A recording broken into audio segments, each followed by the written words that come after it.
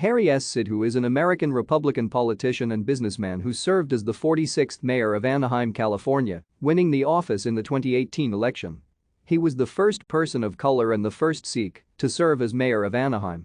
He is a former member of the Anaheim City Council and the former mayor pro tempore of Anaheim. In May 2022, a court filing revealed that he is under investigation by the FBI for possible corruption involving the sale of Angel Stadium, and the Anaheim City Council unanimously requested that he resign his position as mayor.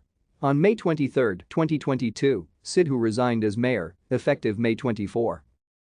Sidhu earned a degree in mechanical engineering from Drexel University. He became a U.S. citizen in 1979 and worked as a consulting engineer. Sidhu served as director of Orange County Water District Board.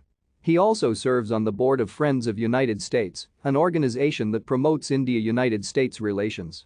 Sidhu became the first Sikh mayor of Anaheim. Per an affidavit by FBI Special Agent Brian Adkins, Sidhu is under investigation for having violated numerous federal statutes. Thank you for watching. Like and subscribe if you would like to view more of our videos. Have a nice day.